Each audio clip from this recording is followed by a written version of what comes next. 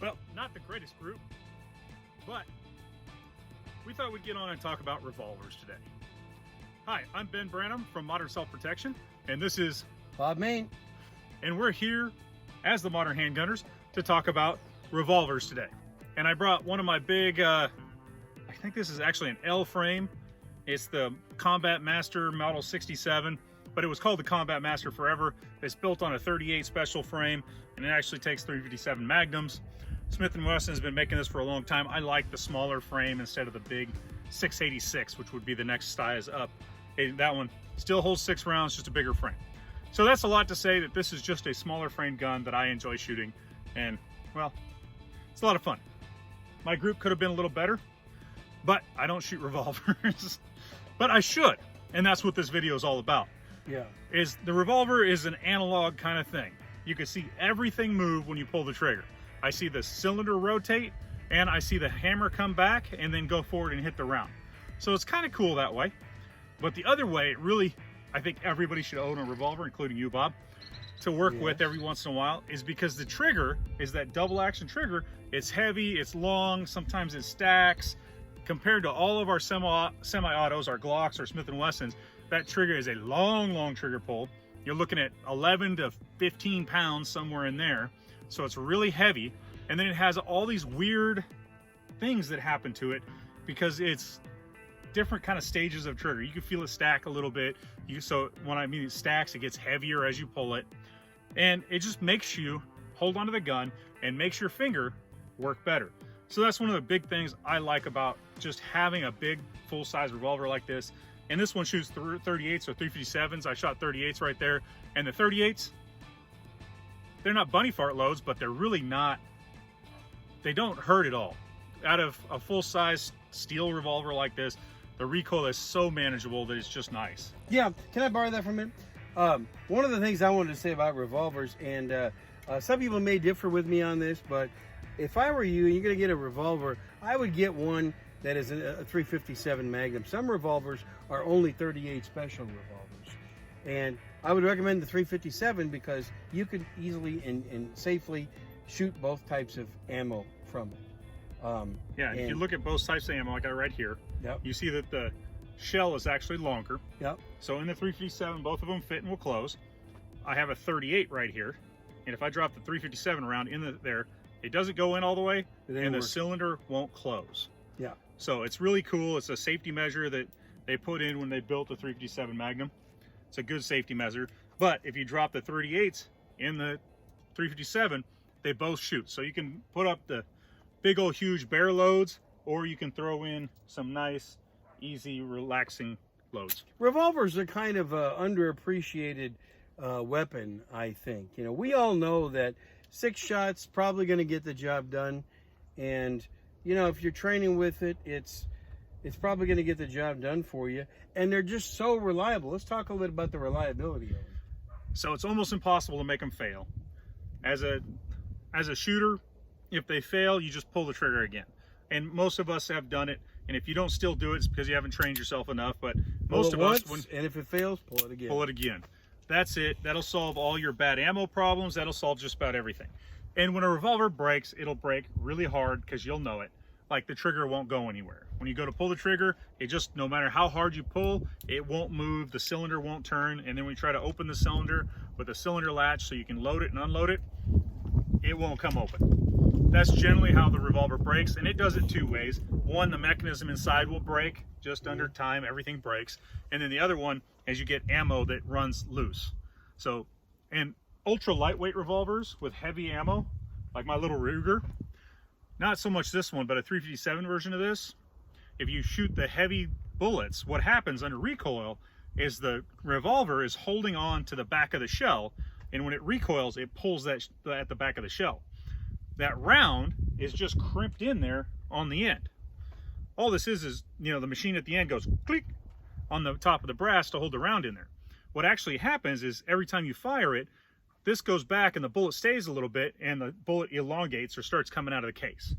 And at a certain point, the bullet will go too far out of the case and will get screwed up on the side of the gun and actually be sticking out of the revolver itself, the cylinder, and then it'll get hung up on the frame. So those are the big two ways that revolvers kind of mess up. But it's not very often. And you know, that other one is really the bullet setback thing. That's really from, or walkout setback, whatever you want to call it. That's really when you shoot itty bitty revolvers with big heavy reloading guns. Big recoiling guns. Yeah, the ones that you think are painful and nasty to shoot. Yeah. Those are the ones that might do that. The last thing I think we really should not fail to mention is that another reason to buy a revolver is you can also get, like our last video, you can get a nice lever action carbine that will shoot the same ammunition as your revolver, and that's a plus, isn't it? Yeah. And I've actually got a little different, because this is my pocket Ruger, and I actually carry this, and I carried it to the range today. Here's my pocket holster. When I put it in there, you know, it slides in, and I put it in my pocket, and then nobody can get it. What I like about the revolver coming in and out of the pocket is its shape. You can see that it's shaped right here to come out the top of my pocket, and it slides right out. That's why they're really cool. If we take one of Bob's, if I grab Bob's Glock over here, is this the 42 or the 43? 42. So it's about the same size, but when I stick it in there, you can see that it's got this lip back here, and what is that going to do? Gets hung up on my pocket. And it's a more square shape too. I don't mind the square shape, it's just this gets hung up on my pocket. The tang that does, yeah. Yeah. So, and then the last thing about the pocket revolver, and law enforcement carries them as backups a lot, and it's one of the reasons I carry it as a backup. Pocket auto, you mean? You know, no, I carry a pocket revolver, and so do they. Oh yeah, okay. Is because we're going to double confirm that this thing is empty before I put my hands in front of it. Yes, I see clear. Okay.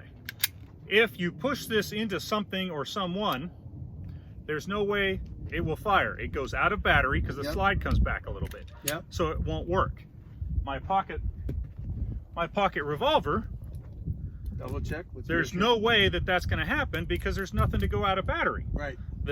The cylinder is either closed or it's it's still not. going to fire if you have a contact shot. You're talking. Yeah. About. A contact where you're having to put that gun right up against their body. And you might not think that ever happens, but law enforcement, it happens all the time. They get in a fight over a gun, a knife, over the officer's main gun, and then they're rolling around on the ground, and then this cop takes a semi-automatic out of his pocket, pushes it into the person, and now it's out of battery. Whereas the revolver, I sit there pushing into him, pull the trigger. Yeah. The other thing that does happen with guns is that your shirts get caught on them on the semi-autos. Revolver, no shirt to get caught on. All the rounded edges. And then when I'm firing the gun, if I'm firing in close proximity to somebody else or myself, the only thing that has to turn is this cylinder right here, and the slide doesn't have to go back and forth. Right. When the slide goes back and forth, that's a chance to get caught on a shirt or something. You eliminate that problem too. So that's why I carry my pocket revolver as my backup gun. Good stuff. Good stuff. Folks, thanks for watching. If you like this video, we have a whole bunch of other videos that are extremely educational. Even some of them contain footage from some of the classes we teach, right? Yep. If you wanted to ever go to one of our classes and you can't make it, these videos are the next best thing. You can go online. Go online to shootersclubmembers.com. $75 a year or $8 a month. It's well worth the price. We've got guys that have been years and years. There's 90 different videos plus up there. Plus him and I do extra podcasts. We do extra videos with extra guests. You just had Spencer Keepers on. You've had Masada Yub.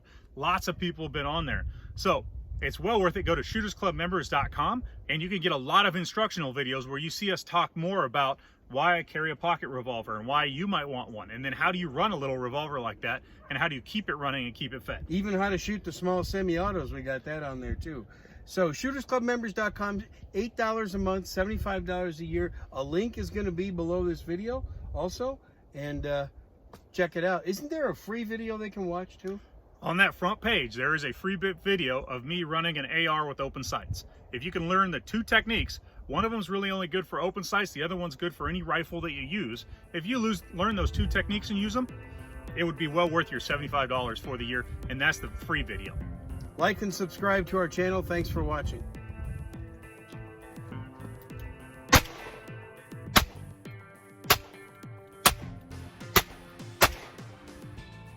See that difference? It's crazy.